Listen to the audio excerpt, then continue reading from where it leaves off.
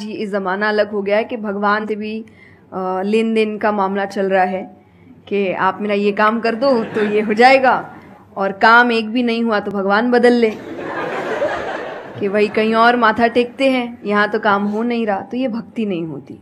तो एक तो जो परसेप्शन भक्ति का बन गया है कि भजन कीर्तन पूजा पाठ कर लिया और भक्ति हो गई। भक्ति का असल मीनिंग है सरेंडर, समर्पण। और समर्पण व्यक्ति कब करता है? जब पहला चीज विश्वास होता है कि वो जो भी करता है वो सही करता है। मुझसे कई बार लोग पूछते हैं कि आप बहुत ज़्यादा डिप्रेशन में नहीं जाते, या कोई आपने सब कुछ देखा है, चाहे स्ट्रगल है, इंसल्ट है, रिजेक्शन है, हर फील्ड में हर चीज़ होती है। अगर आप आगे बढ़ रहे हैं, कोई पोजीशन पे जाने की कोशिश करें तो आपको इनका सामना करना पड़ेगा, ये जिंदगी के साथ आता है, तो आपको सामना। लेकिन मुझे कभी दिक्कत नहीं दी ये चीज़ें। क्यों? क्योंकि जो मैंने कहा समर्पण, मुझे पता है कि एक ऐसी शक्ति ऊपर बैठी है जो मेरा बुरा नहीं चाहती। तो कई बार बुरी चीजें भी मेरी जिंदगी में हो रही है, मुझे पता है वो मेरे अच्छे के लिए है, क्योंकि वो कर रहा है। तो ये समर्पण, ये भक्ति है। तो ये आपको हारने नहीं देती। क्यों हारेंगे आप? क्योंकि आपको पता है ना कि वो हारने देगा नहीं। तो आप अपने आप गिरे, आप फिर उठेंगे कि नहीं भाई अभी गिरना शायद जरूरी होगा, उसका इशारा है, इसीलिए चलो फिर उठते हैं, फिर आगे बढ़ते हैं। तो अर्जुन ने भी, जब समर्पण की बात गीता जी में आती है, तो कई लोग कहते हैं कि धर्म का मतलब होता है अंधविश्वास। नहीं, क्योंकि अगर अंधविश्वास होता, अंधविश्वास में क्वेश्चन करना अलाउड नहीं होता आपको। गीता अगर सिर्फ भगवान की बात होती तो 2 पन्ने में खत्म हो गई होती। ये दोनों के बीच की बात है, जिसमें अर्जुन ये जानते हुए कि सामने कौन खड़ा है, क्वेश्चन करने के तो कोई सवाल ही नहीं था वहां पर कि भगवान लड़ने बोल रहा है, क्या क्वेश्चन करना, पर उसने कंटिन्यूअसली क्वेश्चंस किए हैं। पर उसका भी नाम आया था समर्पण, कि वो समर्पित होकर क्वेश्चन कर रहा था कि ये जो खड़ा है ये मेरे हर सवाल का जवाब जानता है, ये मुझसे कभी कुछ गलत काम नहीं कराएगा। लेकिन इसका मतलब ये नहीं कि मैं अपनी जिज्ञासा बाहर नहीं निकालूंगा, मैं अपने क्वेश्चंस पूछूंगा। तो भक्ति का अर्थ यही होता है कि पहला निष्काम होता है। क्या फायदा मत ढूंढिए कि मेरा काम नहीं हुआ तो भगवान है ही नहीं। भाई भगवान कहाँ है? भगवान होते तो ऐसा होता क्या? वो तो इंसान है, इसीलिए ऐसे हो रहे काम। भगवान ने तो सबको देखे, बच्चा तो मासूम ही होता है, बड़े होके खराब हो जाता है। कोई बच्चा गलत आपने देखा है क्या? छोटा सा बच्चा ही डॉन बनने के बारे में सोच रहा है, वो तो बच्चा ही होता है, मासूम होता है, सच्चा होता है। तो भगवान इसलिए कहते बच्चे भगवान का रूप है, क्योंकि वो एकदम प्योर होते हैं। बड़े होने के बाद हम काम खराब करते हैं और नाम फिर हम भगवान का देते हैं, क्योंकि हमको इल्जाम लगाने के लिए लोग चाहिए। ये फेलियर्स के लिए भी, आप फेलियर्स के लिए भी हम कहते हैं मेरा काम अच्छा नहीं था, मेरा समय अच्छा नहीं था, मुझे पेरेंट्स ने सपोर्ट नहीं किया, मेरे पास ये नहीं था। वरना अगर देखा जाए इन्हीं सिचुएशन में कई लोग हैं जो काम करके आगे बढ़ जाते हैं। तो करने वाला तो कर लेगा, नहीं करने वाला इल्जाम लगाएगा। तो वो इल्जाम अभी हमें ऐसे दिखता है, एक ऐसा कोई है जो सामने तो खड़ा नहीं है, भगवान लगाओ इल्जाम। एक फोटो है ना इंटरनेट पे कि भगवान खड़े, छोटी बच्ची खड़ी है, छोटी बच्ची के हाथ में एक टेडी बेयर है, तो भगवान वो मांग रहे हैं और वो बच्ची बोली मुझे बहुत अच्छा लगता है, मुझे नहीं देना। उसको नहीं पता कि भगवान के पास पीछे एक बड़ा सा टेडी बेयर रखा है और भगवान उसको कह रहे कि बस दे दो और मुझ पे विश्वास रखो कि वो दे दो छोटी चीज जो तुमसे, आपको वो बुरी लग रही है उस वक्त कि मेरे साथ गलत हो गया या मेरा छोटा काम नहीं हुआ, मैंने तो इतनी पूजा की थी, इतना काम किया था। शायद तुम उस काम के लिए नहीं बने हो, तुम और बड़े चीज के लिए बने हो। तो निष्काम क्या है कि आपकी भक्ति निष्काम है, स्वार्थ से नहीं बनी है, तो भक्ति आगे बढ़ेगी। दूसरा सरेंडर, कि मेरे हर सवाल का उत्तर सिर्फ उसके पास है। तो ये 2 चीजें भक्ति बनाती है, 2 चीजें जो भक्ति में। तीसरा हम जब करते हैं सत्संग, जो उन्होंने कहा सत्संग का एक सत्य के संग। तो सत्य कौन है? जब हम शास्त्रों में देखते हैं, सबसे पहला श्लोक जो श्रीमद् भागवत में आता है वो भगवान का स्वरूप बता रहा है। उसमें है सच्चिदानंद रूपाय। सच्चिदानंद का मतलब होता है 3 चीजें मिलकर बनती है, वो है सत, चित और आनंद। जो ये 3 चीजों को जीवन में समझ लेगा सही से, उसने भगवान को समझ लिया, क्योंकि भगवान का रूप ही सच्चिदानंद है। तो सबसे पहला है सच, जो कहा गया सच की राह पर चलो।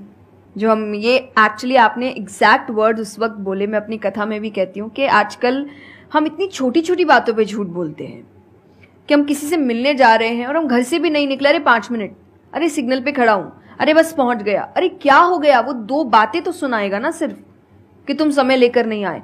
पर हम इतनी इतनी सी बातों में झूठ बोल रहे हैं।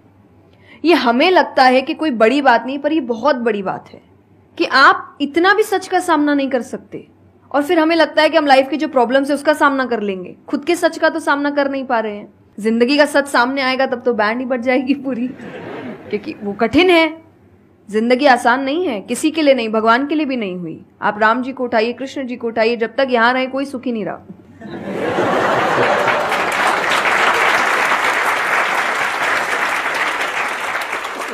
तो सुखी तो कोई नहीं रहा यहां पर। आपको सुख खुद ढूंढना पड़ता है, आपको अपना जीवन खुद निकालना पड़ता है अपने चॉइसेस को लेकर। तो इसीलिए पहला सत है, दूसरा चित है, अवेयरनेस। हम अवेयर नहीं है चीजों को लेकर, हम इग्नोर करते हैं। अवेयरनेस और इग्नोरेंस ये ऑपोजिट्स हो गए, कि आप कोई भी चीज आपको समझ नहीं आ रही है, नहीं है। मैं अधिकतर नास्तिक लोगों को आप देखिए, उनको अगर पूछे ना भगवान को मानते हैं, तो उनके पास एग्जैक्ट रीजंस नहीं होते कि क्यों नहीं मानते। बस नहीं है, दिखा नहीं, मुझे नहीं दिखा तो नहीं है। तो तुम्हें तो बहुत चीजें नहीं दिख रही। मेरे पापा इस पर मैंने एक बार उनसे क्वेश्चन किया था कि बोले तो पापा कैसे जवाब दे। तो पापा बोले उनको पूछना उन्होंने अपने परदादा को देखा था। देखा तो नहीं होगा,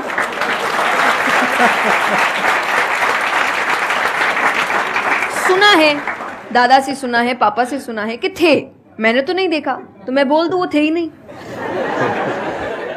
कुछ तो सच्चाई होगी, उसको ढूंढने की कोशिश करो। मैं धर्म के लिए हमेशा कहती हूं कि आपको ढूंढना पड़ेगा। भगवान, मेरे पापा ने मुझे एक बात कही थी, भगवान मानने की चीज है, जानने की नहीं। जानना क्या होता है, पहले इस्तेमाल करे फिर विश्वास करे।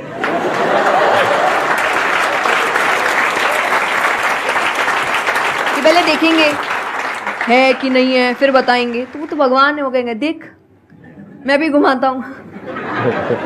वो भगवान है भाई, उनको अगर आप बोलोगे कि मेरे सामने आ, मुझे दिखा तू है कि नहीं, तो बोलेंगे घूम, नहीं दिखाता, कभी नहीं हुई, नहीं जा।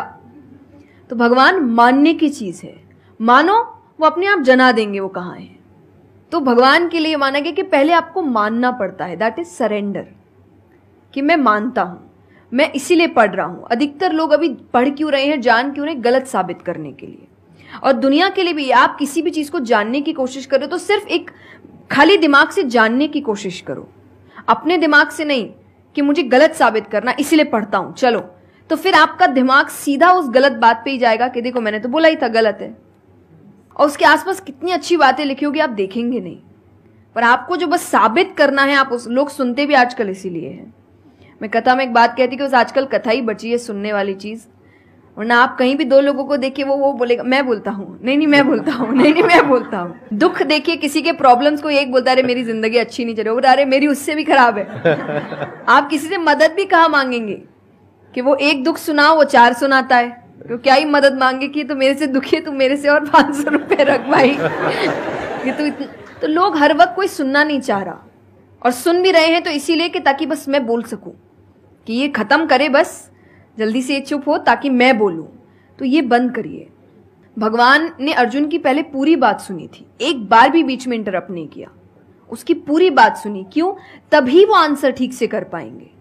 अगर आप बीच में हर चीज में इंटरप्ट करेंगे, लोगों के ओपिनियंस में इंटरप्ट करेंगे, तो आप उनकी बात को नहीं समझ पाएंगे। जितना सुनेंगे उतना सीखेंगे, क्योंकि बोलोगे तो वही जो आता है, पर सुनोगे तो कई बार ऐसी चीजें पता चलेगी जो नहीं पता, जो नहीं आता है। आते हैं देखिए, और आनंद का मतलब एक्चुअली परमानेंट हैप्पीनेस होता है, जो आपको भगवान के साथ ही मिलता है, कि आपको किसी की जरूरत नहीं है, बाकी सब कुछ टेम्पररी है। और टेम्पररी खुशियों के लिए भगवान ने अर्जुन को लड़ने के लिए इसलिए नहीं बोला था कि तेरे को राज्य मिल जाएगा, खुशी मिलेगी, पैसा मिल जाएगा, नहीं। एक परमानेंट हैप्पीनेस थी कि मैंने अपना काम अच्छे से किया, उसके लिए लड़ो। तो जो भी काम कर रहे हो परमानेंट क्या है उसमें वो देखो, और ये आपकी सक्सेस पे भी काम आता है।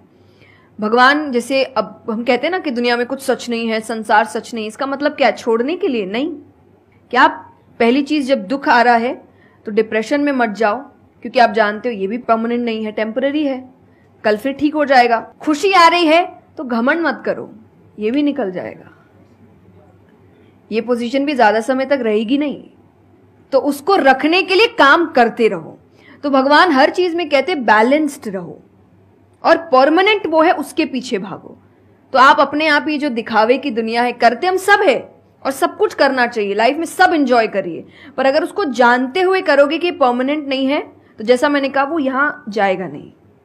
जैसे एक पक्षी है, आप पेड़ पे उसको बैठा दो और फिर जिस ब्रांच पे वो बैठी उसको काटने लगो, और जब तक ब्रांच नहीं गिरेगा वो नहीं हटेगी, क्योंकि उसको ब्रांच पे भरोसा है ही नहीं। उसको पता ये रहेगा ना, उसको अपने पंखों पे है कि वो जैसे ही गिरेगा मैं उड़ जाऊंगी।